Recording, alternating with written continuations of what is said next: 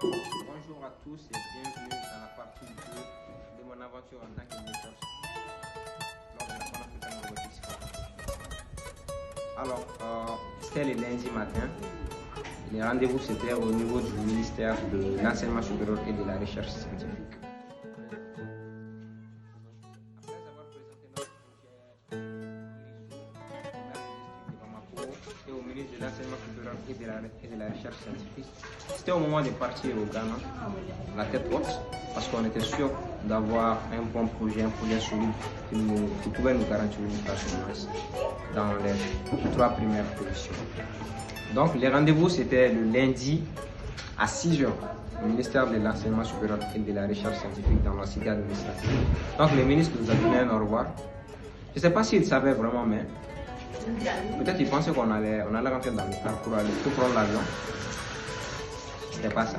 Donc on a pris les bus, on a pris la route, on a traversé Bamako, on est allé à Sikasso. Donc arrivé à Sikasso, on a fait une petite pause, on s'est arrêté. On a prié pour ceux qui voulaient prier. Je pense qu'on a mangé aussi. Bon, on a mangé tout au long du voyage avant d'arriver à Sikasso. Je ne me souviens plus trop si à Sikasso on a mangé. Maintenant, après Sikasso, on a pris la route, on a traversé Sikasso. On est arrivé à Burkina la nuit. Disons au Burkina la nuit. On est arrivé au Burkina la nuit. C'était vers 20 h ou 21 h, quelque chose comme ça. Donc arrivé au Burkina, on est passé par Bobo Dioulasso. On s'est arrêté à un resto. Tout le monde est descendu. On a allé manger. Pour ceux qui voulaient prier, on a prié. Après avoir mangé, on est resté un peu pour poser. Et là, c'est à ce moment que la pluie a commencé à tomber. Donc on devait rapidement quitter les lieux. On est rentré dans le bus une fois de plus. Les Sahéliens sont dans le bus, sous la pluie. Quitte le Burkina. On va traverser le Burkina maintenant pour aller au Ghana. Et c'est là aussi que les choses se compliquent. Travailler pour préparer la compétition, c'était autre chose. Mais là, la vraie aventure, et ce que j'ai beaucoup aimé, c'était le voyage au Ghana. Parce que c'était la première fois pour les Sahéliens de quitter son pays, de traverser 2 pays. C'était vraiment quelque chose d'unique. Et je le dis toujours, parc avec Robo Mali, c'est toujours mémorable, c'est toujours quelque chose de grand en fait. Donc on a quitté le Burkina, on est arrivé au niveau de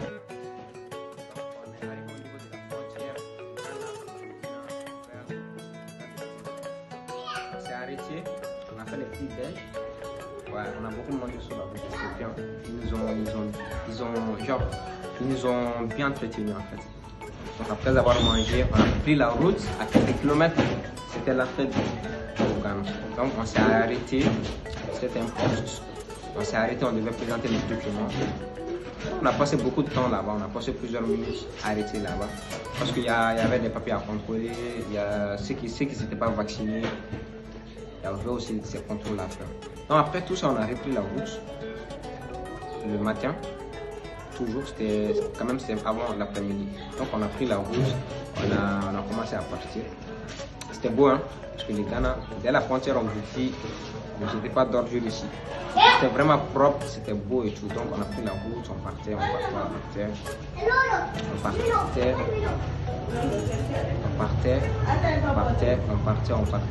Voilà, on est parti. Hein. La nuit a commencé à tomber. Et vers 23 h, 00, notre bus a commencé à être en panne. Là, c'était chaud. Le bus a commencé à être en panne. On s'est arrêté quelque part vers 0 h ou 1 h. Je ne me souviens plus trop de l'heure exacte parce que moi, dès qu'on était déchargé. Donc, on s'est arrêté là-bas toute la nuit jusqu'au petit matin. Le petit matin, on est sorti. On a mangé, comme toujours, c'est important de manger. On a fait ce qu'on avait à faire et c'était pas question de laisser les projets parce que nous sommes en route. Nous les makers, on bossait toujours sur notre projet. Par exemple, on n'avait pas complètement terminé avec les designs, donc on travaillait à côté sur les designs. Les stars, ils n'avaient pas complètement terminé avec leurs robots ou bien ils faisaient quand même eux aussi.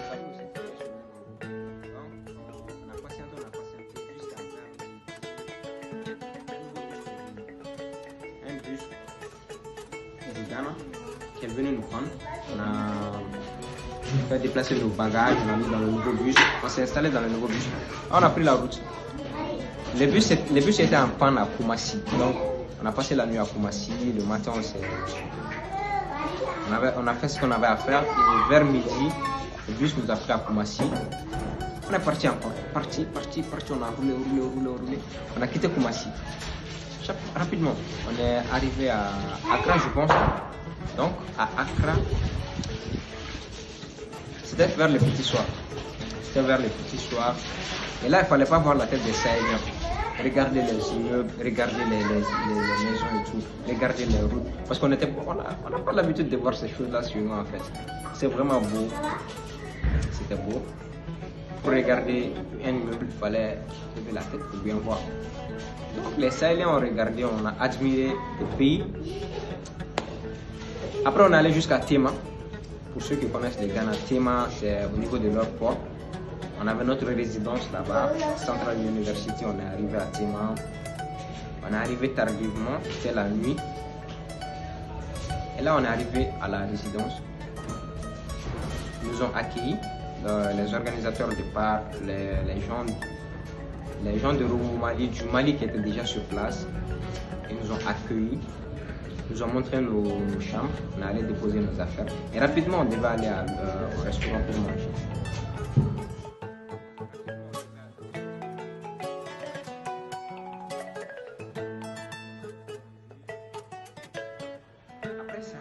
Parce que le problème c'était quoi? Nous sommes arrivés aujourd'hui et demain c'était notre compétition. On est arrivé la nuit et le lendemain c'était notre compétition, nous les leaders. On n'avait pas du temps à faire le truc. Donc après avoir mangé, on a vite retourné au stand. On est allé au stand voir les derniers détails, faire ce qu'on avait à faire parce que les autres pays avaient pratiquement fini leur mise en place. Donc nous on est aller au stand rapidement, installer notre maquette, faire et voir ce qu'on va faire le lendemain.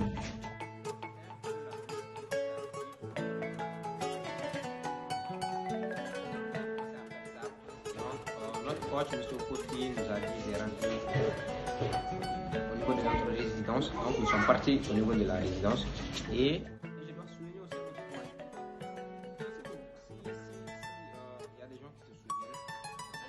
dans l'équipe bien sûr, il y a une photo de tout un chacun.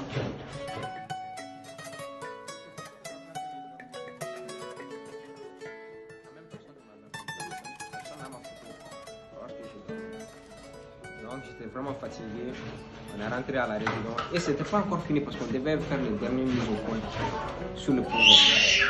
La poubelle n'était pas complètement terminée. Donc,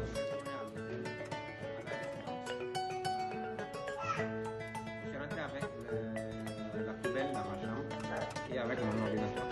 Sur mon lit, je continue à travailler parce que c'était pas encore terminé. Et celui qui devait faire le design Akassi, lui aussi il continuait à faire le design. Adama aussi bossait à côté.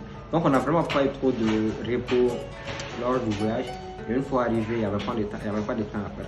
On devait faire les derniers mesures. Et le matin, très tôt, Sokofi est venu nous réveiller. Il a tapé la porte. Réveillez-vous. Avant que M. Kofi n'arrive d'abord, M. Katikon d'abord qui est venu, M. Sero Katikon, le directeur administratif. Je lui fais un clin d'œil à travers cette vidéo. M. Katikon est venu, hey, il a dit quoi? Poulpe, des trucs comme ça. On s'est réveillé, on a fait notre toilette, on a fait ce qu'on avait à faire, on s'est habillé, on est allé au restaurant, on a mangé. Après ça, direct, les stands pour la compétition. Parce que la compétition devait commencer, nous sommes allés. Lorsqu'on faisait les derniers travaux, lorsqu'on plaçait les derniers capteurs, les derniers écrans, c'est en ce moment que ça a basculé une fois de plus. Le projet était terminé lorsqu'on quittait Bamako. Arrivé au Ghana, on devait juste installer parce qu'avec les bus, on ne pouvait pas installer par crainte. Donc une fois arrivé, on devait installer ça le matin. Là, ça a basculé parce que des fils sont débranchés, il y a eu des petits problèmes au niveau du montage. Kofi disait, venez, on va aller faire les speech, venez, on va aller faire les speech, on va aller répéter les speech. Moi, j'ai dit, M. Kofi, pardon, allez-y, répétez votre speech. Moi, j'ai déjà mémorisé le mot. Laissez-moi travailler sur le projet. Diadji a dit qu'elle va rester avec moi. M. Kofi a dit, il n'y a pas de problème. Mais allons-y quand même, vous allez faire votre speech et après, vous allez revenir travailler sur le projet. On est allé, après, nous sommes retournés au stand. Rapidement, on a fait ce qu'il y avait à faire. Mais ce n'était pas complètement terminé. Et c'était à notre tour de passer. On est allé devant. C'était beaucoup de pays. Je pense qu'on était à peu près 45 pays, plus les organisateurs, les partenaires et tout. Donc on a présenté notre projet. Lorsqu'on devait faire les tests, il y a un qui n'a pas fonctionné. Parce qu'il y avait plusieurs parties électroniques de programmation.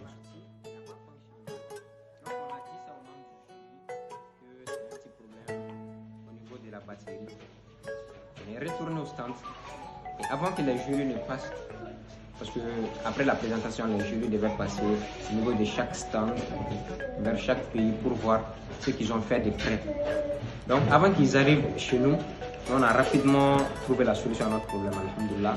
Et là, les jurys sont passés, ils ont vu que le projet fonctionnait. Et là, on a été soulagés. À partir de ce moment, j'ai soufflé un coup.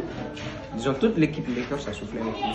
On a dit que la compétition était terminée pour nous parce qu'on a déjà fini notre présentation et tout ce qui restait, c'est juste pour suivre les autres. Donc on était free, on était libre de faire tout ce qu'on voulait maintenant.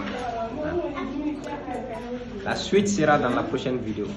Merci de t'abonner, de liker et de donner ton avis dans les commentaires. Robotiquement votre Wakilma Wakalma, que Dieu vous bénisse.